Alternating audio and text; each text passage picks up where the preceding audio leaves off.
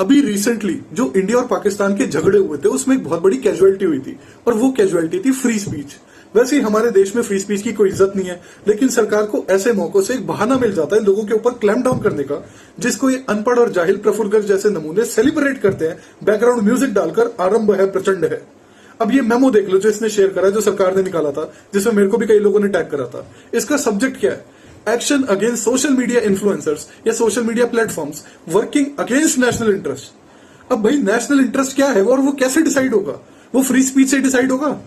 अगर आप एक वॉर मॉन्गरिंग जिंगोइस्ट हो तो क्या आप ये यूनिलैटरली डिसाइड कर दोगे कि पाकिस्तान में वॉर करना हमारे नेशनल इंटरेस्ट में है? और मेरे जैसे लोग जो डीएस्केलेशन की बात कर रहे थे, जो कह रहे थे वॉर हमारे इंटरेस्ट में नहीं है, हम तो फिर ऑटोमेटिकली नेशनल इंटरेस्ट के खिलाफ हो गए, हमें तो बैन कर देना चाहिए, है ना? भाई साहब, मैं आपको एक शॉर्ट क्लिप दिखा देता हूं शशि थरूर की डिबेट की, जिसमें क्रिस्टोफर हिचन्स उसकी बेइज्जती करता है।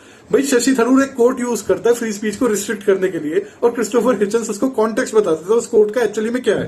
जरा आप भी सुन लो। The American Supreme Court Justice Oliver Wendell Holmes, who said that freedom of speech does not extend to the right to shout fire falsely in a crowded theatre.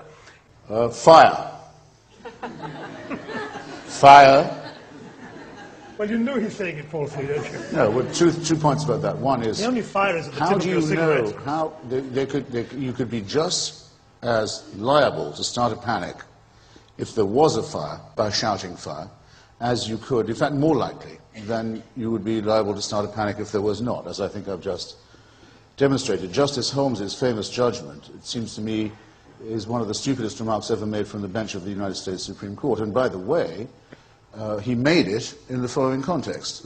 A group of Yiddish-speaking socialists who were opposed to Mr. Wilson's First World War and America's participation in the imperial bloodbath gave out leaflets in Yiddish in New York saying, don't sign up for the war, don't believe in it, you're being led into a disaster. They were put in prison for life for producing leaflets in Yiddish, making a socialist case against the war. And the bloody fool Wendell Holmes had the nerve to say it was the equivalent of shouting fire in a crowded theatre where there was no fire. Of course there was fire. There was a bloodbath on the Western Front. That's a fire enough for anybody. So, you shouldn't have used such a bullshit example. All right. इससे आपको क्या सीखने को मिला?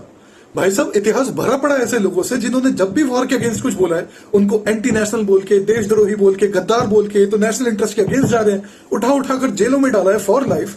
और ultimately turns out वो ही लोग national interest की बात कर रहे थे जिन लोगों के सर पर फितूर सवार था वॉर का, और जो लोग सेंसरशिप कर रहे थे वो लोग एक्चुअली में नेशनल इंटरेस्ट के खिलाफ थे। भाई साहब, मैं आपको 3 आर्ग्यूमेंट बताता हूं फ्री स्पीच के फेवर में, जो आगे से आपको हमेशा याद रखने चाहिए। पहला आर्ग्यूमेंट है इनफेलिबिलिटी का। ये प्रफुल्ल गर्ग जैसे नमूने जो सपोर्ट करते हैं सेंसरशिप को, ये लोग अज्यूम करते हैं कि ये लोग इनफेलिएबल है। शक्ल देखो इसकी, इनफेलिएबल है कहीं से। इनको लगता है ये भगवान है, ये कभी गलत हो ही नहीं सकते। तो हमने डिसाइड कर लिया ये नेशनल इंटरेस्ट है, इसके अगेंस्ट बोलेगा जाओ जेल के अंदर या बैन हो जाओ। दूसरा आर्ग्यूमेंट है आर्ग्यूमेंट ऑफ पार्शियल ट्रूथ। अगर आप कोई स्पीच प्रोहिबिट करते हो जो कि लार्जली फॉल्स भी है, तो उसके अंदर कुछ ना कुछ एलिमेंट्स ऑफ ट्रूथ हो सकते हैं which will be lost if you ban that speech. और तीसरा आर्ग्यूमेंट है आर्ग्यूमेंट ऑफ डेड डॉगमा। माने अगर आप सही भी हो लेकिन आपको पता ही नहीं है कि आप सही क्यों हो, क्योंकि आप क्रिटिकल स्पीच को बैन करते हो, तो आपका जो बिलीफ है वो एक डेड डॉगमा की तरह है। वो थिंकिंग या रीजन की वजह से नहीं आप पहुंचे वहां पर, which is not a very healthy state of being.